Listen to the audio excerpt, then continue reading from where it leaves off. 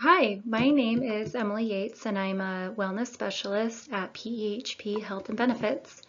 And I'm here to present a webinar, Qualities and Traits of Resilient People. And to get started, I don't think it's necessary or really even, that worthwhile to dwell or talk about all that's happening right now. We're all very aware we're in the midst of a pandemic.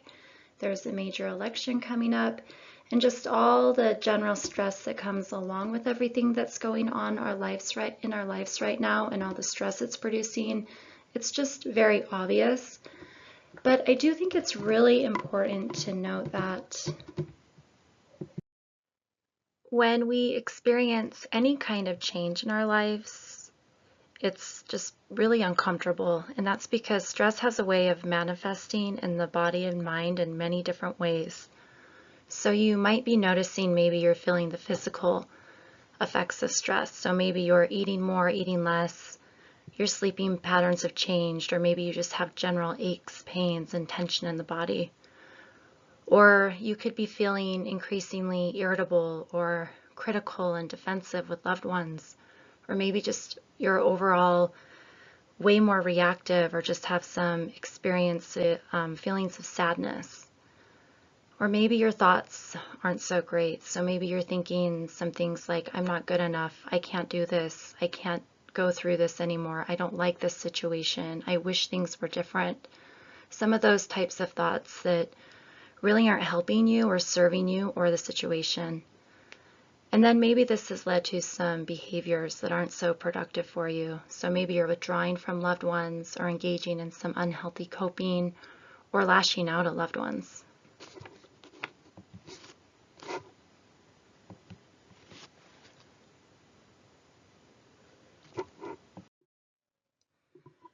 So I think it's really important to note that this is very normal. Both our bodies and minds react to change, and this is how humans were designed. What is crucial is that we pay special attention to the way in which we are responding to the stress we are experiencing. I want you to look at the image on the slide. At the beginning of this road, it is light, but the farther you go, it gets darker and darker. When we struggle or experience extreme stress, we don't want to focus too heavily on the thoughts and feelings and emotions that might get us deeper into this dark space, because it's just that much harder to find our way out. And this is where healthy coping skills come into play. So it's also not uncommon to engage in unhealthy coping skills when we are under times of stress, and there's a reason for this. These things, they just make us feel better, right? And that's what we need. We need just to feel better when we're feeling really hurt or uncomfortable. But the problem with some of these coping skills is they just make us feel better temporarily, and when done in excess, some of these behaviors like avoidance, substance abuse, excessive sleep, or screen time, they can really start affecting both your physical and mental health. So what we want to do is focus on healthy coping skills. These are more sustainable ways to make ourselves feel better. And the more we do it, the better we feel. That's the cool thing about this. So things like mindfulness, learning how to stay present in the moment, or learning how to reframe some of our negative thoughts using cognitive behavioral techniques, or learning how to relax our body using breathing, meditation, or yoga, or maybe finding purpose in hard times through hobbies or altruism, and then just generally taking care of our physical health. And when you are engaging in healthy coping skills like this, you're actually in the process of practicing resilience. Really quickly, I want to take some time to distinguish the difference between resiliency and resilience. So resiliency, this is basically just the process or experience of change. And I think it's pretty safe to say that we are all very deep in the resiliency process right now. Resilience, on the other hand, these are the skills that help us actually get through the resiliency process. And these are skills that can be learned, but like any skill, they need to be practiced. And eventually these skills, with enough repetition, they can become habits in our life that won't require the same amount of effort to execute every time. So what I mean by this is the more we practice, the more resilient we become. I want to go over a super quick, brief history of resilience research. I think resiliency is a trendy buzzword in wellness right now, but it's actually a theory that's been grounded in decades of research from many different disciplines. So resiliency-related research began after World War II, where researchers were curious why some children tended to bounce back more than others after such a tragic event. And this piqued the interest of a developmental psychologist named Emma Warner. And she interviewed child survivors from the war, but she also is known for her Children of Kauai study, which was a 40-year study that followed 700 children on a Hawaiian island. And a lot of these children were exposed to poverty, substance abuse, and other kind of unhealthy risk factors that would, make you think these kids really weren't bound for success. So she followed these children for 40 years into adulthood and found that of these children, a third of them actually did exceedingly well over time. And from there, she was able to distinguish 3 predictive factors that made these children more successful. And this was first a tight-knit community, and the second was a stable role model. And I think it's important to notice it wasn't necessarily a parent. This could just be one person in the child's life, like a teacher or a neighbor. And the third is the child's strong belief in their ability to solve problems. So this is probably the most important study in resiliency research, and it really kind of, open the doors for other researchers to kind of figure out and distinguish what actually makes people resilient. So if we fast forward today, and after decades of research from various fields like developmental psychology, sociology, behavioral health, and many others, researchers have been able to identify 4 qualities of resilient people, which are the first and most important is resilient people have a very strong inner self of control. And what I mean by that is resilient people don't let the situation control them. So in trying times, they can say to themselves, I can be the way I want to be, regardless of the situation. And this is maybe one of the most important elements of stress management, resiliency theory. If you can master this, you're good to go. The next is resilient people are able to create a sense of connectiveness. And what I mean by this, resilient people can get out of their heads when they're having a hard time, and they're able to connect to themselves, nature, other people, or even a higher power. This could be a spiritual practice or even religion. And the third is resilient people are able to find a sense of meaning and purpose in difficult times. And they actually enjoy the process of growth and are able to think of how to solve problems in a very creative manner rather than just thinking in stark black and white terms. And lastly, resilient people they're hopeful. They have a sense of hope that they can deal with the situation and however it arises, right? They have the ability to envision what they want to happen before it happens, and they just have a general positive outlook. Resilient people, their brains are different. The use of MRI technology is making it possible for scientists to look beyond just their own observations of people's behavior and look into the parts of people's brains that govern emotion. So by observing patterns of blood flow, scientists can measure brain activity and see exactly what stress looks like in different people. And what we are seeing in this image specifically is that under times of stress, resilient brains are actually responding to stress differently because they're using different parts of their brain. So just to kind of expand on what I was talking about in the previous slide, the way this was explained to me was within our brain, we have 2 minds. So we have our prefrontal cortex, and that's located kind of behind our forehead.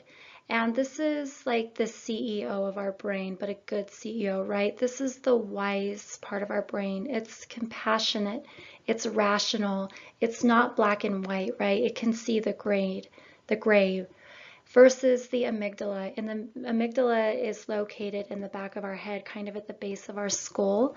And this is our more fearful mind. It's our reactive mind. It's judgmental. It's the emotional part of our brain that responds to threats. So resilient brains, what these scientists have found, they're better at turning off the amygdala in times of stress and using their prefrontal cortex. So I want to talk a little bit more about the amygdala that I was talking about in the previous slide, the part of our brain that responds to threats and initiates fight or flight. So when we experience a threat, so maybe let's just take the example of being cut off in traffic, the amygdala sends a message to the hypothalamus to release a slew of hormones, including epinephrine and adrenaline. And these hormones flood the brain, which initiates a number of short-lived changes within the body. So that's why when we're really super stressed, we get our heart pounds, we feel like we might throw up, we start sweating, things like that. But these changes are meant to be short-lived, and once the threat is gone, so once that car cut you off and he sped off, our bodies should calm down. But when we experience prolonged stress, which I think most of us are experiencing right now due to the circumstances, or when you're not coping with your stress properly, there's also a second stress response, and this is slower acting, and it involves the release of cortisol in the body, and cortisol is a stress hormone.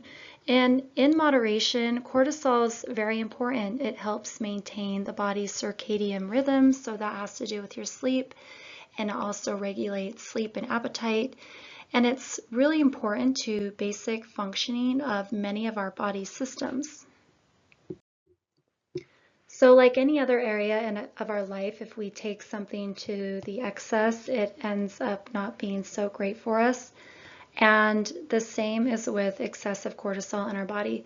So the research is really starting to show that excess cortisol in the body from chronic stress negatively affects our immune system, our sleep, our eating patterns, sexual function, and a long list of other things. But it also increases our risk of disease, so heart disease, certain cancers, and diabetes. And it can also directly impact our mood and behavior. And I think right now in this very specific moment in time we're in right now, we're all kind of feeling this chronic stress and cortisol running through our bodies, and it does not feel great. And so I want to spend the rest of this webinar kind of giving you guys some tips on how to calm down your brain so you can calm down your body and cope with these stressful times in a more positive manner. I want to go back to this first quality of resilient people that I spoke about earlier. This strong inner sense of control resilient people have. So they don't let the situation control them, and they can say, I can be the way I want to be regardless of the situation. And what that means basically is you can kind of take control of your thoughts and behaviors and reactions, but sometimes this can be tricky when we're really stressed out and we've kind of trained our brain that it lives in a really toxic, threatening environment. So we need to kind of rewire our brain. And we can do this with 3 steps. First, we need to create awareness of kind of how we are reacting with the world, and then we need to work on some thought replacement, maybe replacing some negative thoughts with some more positive thoughts, and then simply by using our breath, so learning how to calm our body down. So I'm going to talk about these in depth a little more. So neuroscientists in the field of neuroplasticity have been showing we can actually change our brain, which is pretty cool. So the brain is like any other muscle in the body, and with some work, we can actually grow our prefrontal cortex, remember that part of our brain that deals with stress in a more positive way, and reduce the reactivity of the amygdala, which is just like pretty crazy and awesome, I think. So I want to talk about 3 different behavioral interventions that have been studied quite a bit and have shown to be really effective in helping us learn how to kind of calm down and get control of our thoughts. And these are mindfulness, cognitive behavioral, and relaxation response methods. For us to change our distress behaviors, whether these are emotional or physiological, it's really important that we first create awareness within ourselves, like how we're reacting and responding. And then we need to get centered. And then we need to learn how to recognize some of our faulty thought patterns that might be kind of fueling some of these really intense reactions. Creating awareness within ourselves is super important. It can teach us how we habitually react to our thoughts or situations, whether it's positive or negative. When we become more aware of ourselves, we begin to understand we do actually have a choice in how we respond, which is the first step in changing destructive habits. So this is just the process of figuring out how you think, how you're feeling, and how you're responding to your life on a day-to-day basis. So for starters, with this process of dealing with stress in a more positive way and becoming more resilient, I encourage you all just to pay attention to how you are reacting day to day. And this could be just kind of one point in your day, a particular situation or person that's bringing you stress. But just kind of start this process really of how are you reacting? How do you treat people? And pay attention to your automatic thoughts. Are they generally negative or positive? And also pay attention to what's happening in your body. Where are you holding stress and tension? And then pay attention to the behaviors when you are stressed. So what type of things are you doing when you're stressed? And also, it's really important to pay attention to triggers. What are the things that can kind of cause like a really strong reaction for you? Also, and this is really important, pay attention to which part of the brain you are using. And if you're unsure how to do that, a good tip is to use how you're feeling as a guide to which mind is thinking.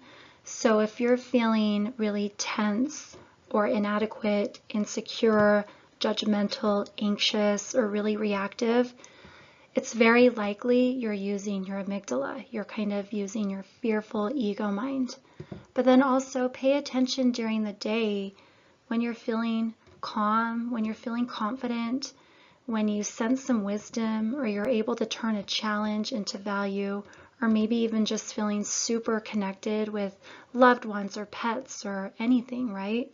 This is a sign you're using your rational, wise, compassionate mind. And just kind of paying attention to what mind you're using is just kind of training your brain, right? So you can better catch yourself when you're too heavy in the fearful amygdala part of your brain. Another way we can begin to cultivate more awareness in our lives and how we're responding is by practicing mindfulness. And I think some of us might have this view of mindfulness being someone meditating for hours on end to achieve enlightenment or whatever, but it can be very simple. It's just paying attention to the present moment, but while you're doing it, you're accepting what's happening, you're being non-judgmental, and you're feeling compassion for yourself, others, and the world around you. You can practice mindfulness really anytime or any place. I would recommend trying to set aside maybe 5 minutes a day, and it can be while you're doing something mundane like the dishes or going for a walk. And what you want to do is first move into the observer position. So maybe you could imagine yourself just kind of floating above yourself, right? And just observing everything you're doing and just watch yourself reacting, right? But while you're watching yourself, don't get mad. about how you're reacting, right? Try to accept your thoughts and feelings for what they are. Don't get judgmental with yourself or with others in the situation. And lastly, it's really important to start this idea of compassion for yourself. Don't be so hard on yourself. Don't be so hard on other people, right? We're all kind of struggling right now. And just kind of practice this. It's really a simple thing, but it can really do a lot if you just pay attention to how you're behaving in the world. That was such a brief description of mindfulness, and there's a lot of really great research that has gone into mindfulness and the benefits. And if you all are interested, I really recommend this book, Full Catastrophe Living by John Kabat-Zinn. This is kind of like the Bible of mindfulness, and it will give you all the information related to mindfulness and also a lot of really great tools to go along with it so you can learn some mindfulness practices in your life. So once we've started becoming more aware of how we are reacting and behaving and responding in the world, the next step is to learn how to calm down and how to kind of get centered. This way we can begin changing those reactions and behaviors in a more positive manner. But research has shown it's really hard to kind of get centered and mentally reprogram ourselves if we're over-aroused. And we're likely to be over-aroused when we're stressed, and I think we're kind of all in that place right now. And so the key to getting centered is to learn how to relax the body and mind, and this is going to help us disengage from destructive thinking and help us also in creating new pathways in the brain. So one way we can get centered is by using our breath, right? As humans, we tend to always dwell in the past or we're planning for the future. But our breath is always happening with us in the here and now. And when we focus attention on our breath, it can be this present moment process that quickly brings us back to the here and now, which is really important because I think a lot of us are really focused on the future, which is stress-inducing in of itself. So really quickly, I want to talk about just breathing and what happens when we're stressed in breathing. We tend to take shallow breaths in our chest. The problem here is when we're breathing like that, we're signaling to our brain that we are under threat. And so that's kind of triggering the fight or flight process. So what we want to do is we want to communicate to our body and to our brain that we are not every threat, that we are in a safe environment and everything is okay. And one way we can do this is by using deep belly breaths. So when we're taking deep belly breaths and breathing deep in our belly as opposed to short, shallow breaths, we're actually activating something called rest and digest, which is opposite from fight or flight. And rest and digest plays an important role in calming the body down. And when activated, it lowers our blood pressure, lowers our heart rate and breathing, which then calms the body and mind after stressful events. And as you learn how to calm down your nervous system, you begin breaking the cycle of chronic stress in your body. Okay, so now I want to take you guys through a quick belly breathing exercise and just try to do this a few times a day so you can get in the habit of breathing in your belly as opposed to your chest. So to start, just sit or stand in a comfortable position with your back straight and your feet flat on the floor. And I want you guys to inhale, but really quick, before you inhale, I want you guys to imagine you're filling up your belly as much as you can, as if it were a balloon. And when you exhale, I want you guys to imagine you're exhaling all of the air out, as if you're letting all of the air out of the balloon. So inhale slowly through your nose. 1, 2, 3, 4. Fill up that balloon. Now exhale through your mouth. 1, 2, 3, 4, 5, 6. Let all the air out. Now again, breathe in. 1, 2, 3, 4. Fill up that balloon. Now exhale. 1, 2, 3, 4, 5, 6. Now, when you do this, it's really important that you do it at least 5 times because it takes about 5 deep breaths to activate the rest and digest I was talking to you about, and then you'll really start feeling the benefits of deep belly breathing. Okay, so now we've talked about creating awareness in ourselves and how to get centered and how to calm down, and now I want to talk about this idea of thought replacement. So by practicing thought replacement, we can give ourselves a greater sense of personal integrity and personal control. And we can do this by showing us we do have a choice in responding in positive ways that align with our personal integrity and also our values. So a really helpful tool we can use to practice thought replacement is cognitive behavioral therapy. Cognitive behavioral therapy is an intervention that focuses on changing unhealthy beliefs we might have about ourselves, our attitudes and behaviors, and this is going to help us control our emotions and help our overall mood. The ABCs of creating feelings and behaviors is an exercise in cognitive behavioral therapy where you evaluate your thinking in a particular situation. I'm going to explain this more in depth, but I would like you to think of a situation, maybe a conflict you're having right now with a loved one or friend, and think about how you think about the conflict and also your reaction.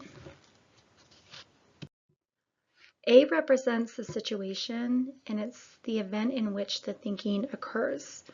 We choose how to think about the situation and its meaning to us. So think of your situation and how are you choosing to think about this situation? B represents our thinking about the situation.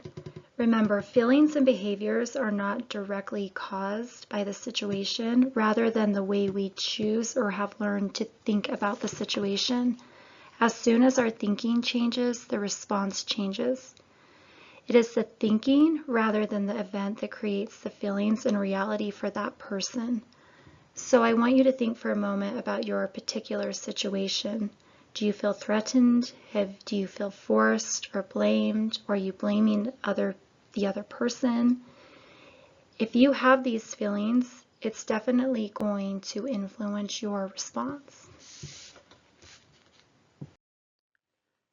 C represents the response and the feelings and then the behaviors that will follow.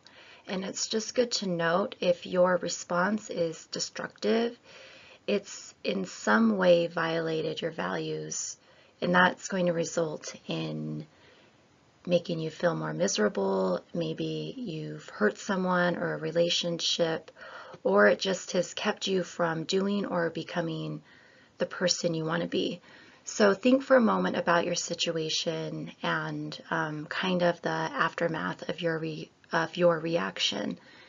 And if you are left feeling worse than before, or like you've hurt someone and maybe you acted in a way that doesn't really speak to your values or who you are as a person, I think this is a good time to take a moment to evaluate some of your thoughts and what's going on behind your reaction in more depth.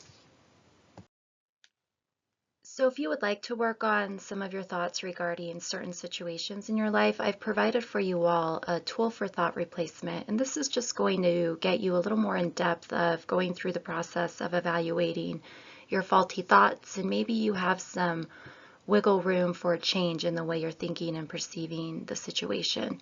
So if you are struggling with this, I recommend just printing out this worksheet and spending some time on this. Thought replacement can be a very valuable tool, especially in times like these, so I really recommend giving this a try. Okay, that brings us to the conclusion of this webinar. Thank you so much for joining me in this. I just want to give you guys a little reminder and some tips if you are going to start practicing some of these different techniques I taught you. I just want you to remember that change takes time. This is not some instant process where you'll become resilient instantly. We know from a lot of research, meaningful change can take up to about 6 months. But if you do practice and if you do commit, change will come along with increased resilience. And I also want to mention, while you do this, just pay attention to any small change you feel within yourself, because that means you're on the right track. So thank you so much for taking your time to listen to this webinar. And just really quick, just if you guys have any questions about any other resiliency, mindfulness, cognitive behavioral therapy type resources, please just email me. I have all sorts of tools and resources, and I would love to help you out and hear from you. So thanks again.